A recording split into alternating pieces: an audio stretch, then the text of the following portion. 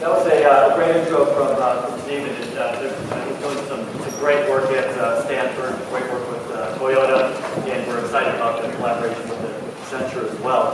What I wanted to do with you this morning is to talk a little bit about AI in business and the impact we're seeing on business and what's happening. Because we all hear a lot about artificial intelligence. It's something I think that we're all very interested in. I think this is a bit of a self-selecting audience. And we talk a lot about the benefits of AI, we talk a lot about some of the risks of AI, but there hasn't been a lot of research done on AI in business, and that's what I'm going to share with you today, is some of the research we've done and some of the perspectives that we have around how artificial intelligence really creates a new era in terms of business and imagining business and how it works.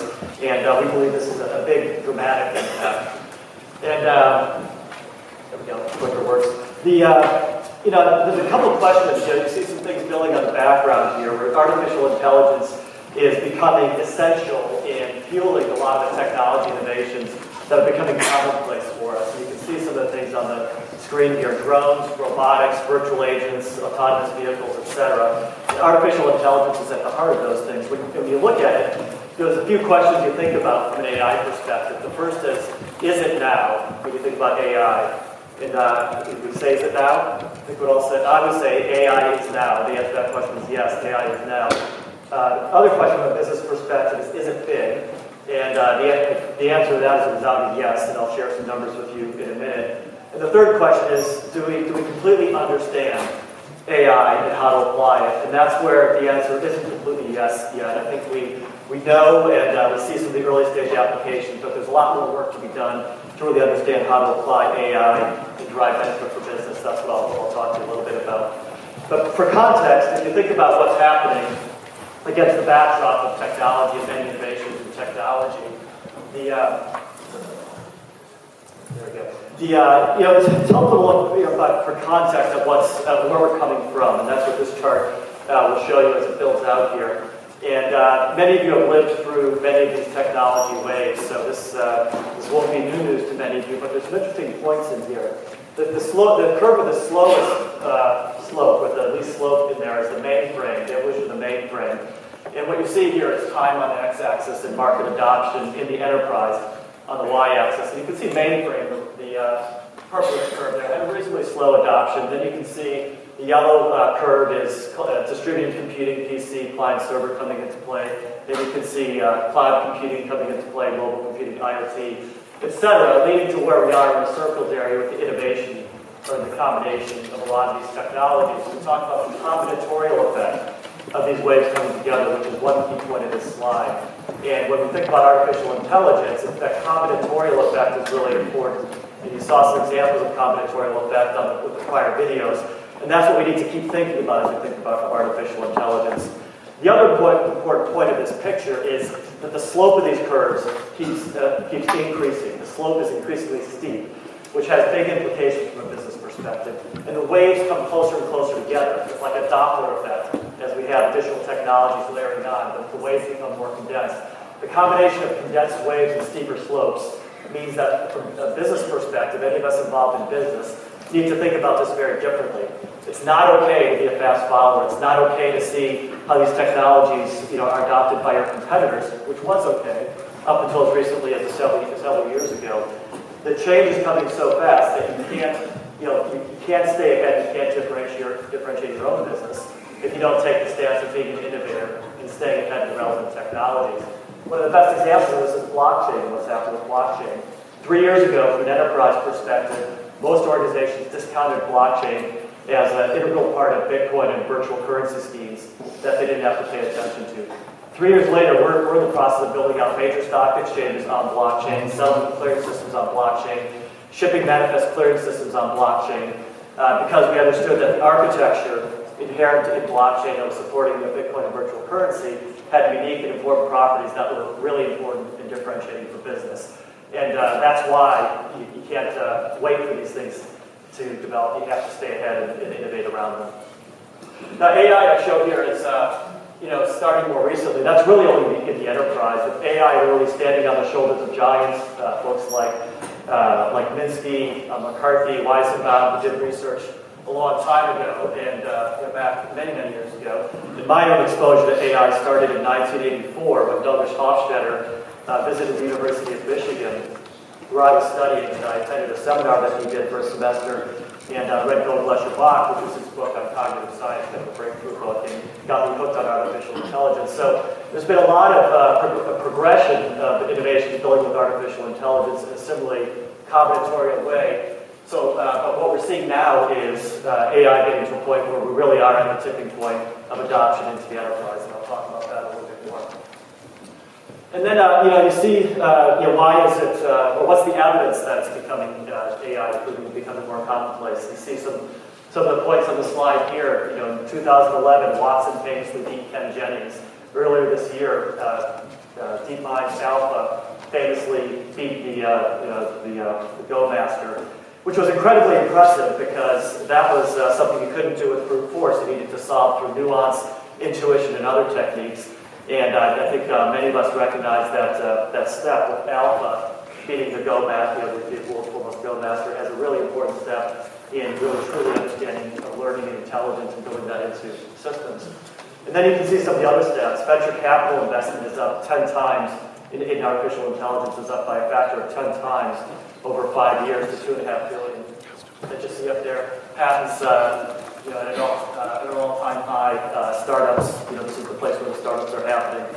So we see all the evidence, and what that means, what's the impact of that going to be on enterprises, on businesses, for those of us that work in businesses.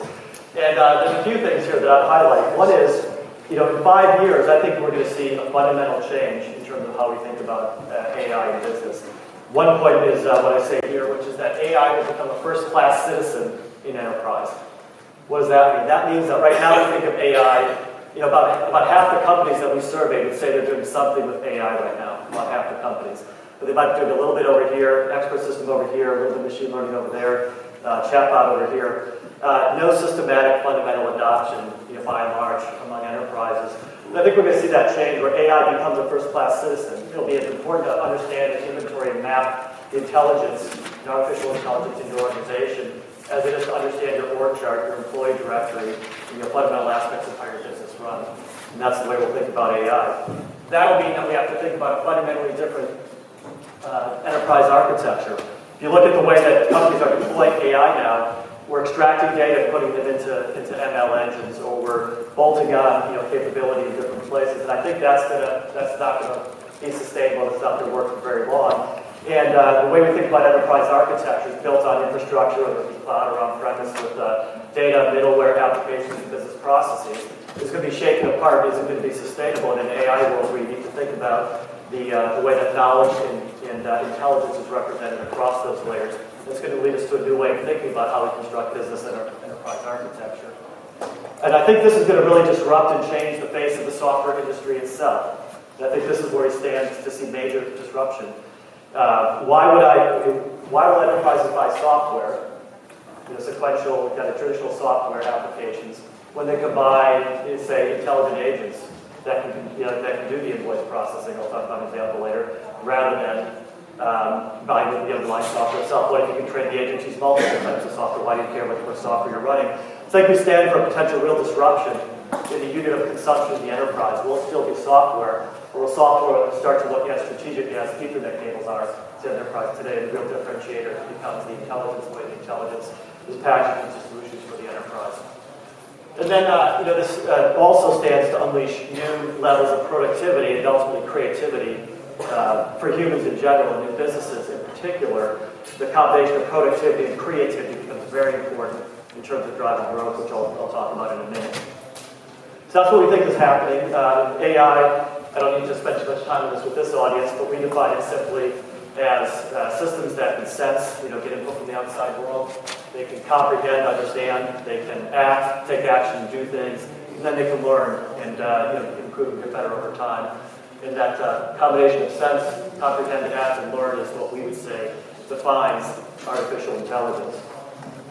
And there's many techniques, just going back here a second, there's many techniques. I'm not going to train this slide because I think many sessions have been talked about different techniques, technologies, and approaches with artificial intelligence.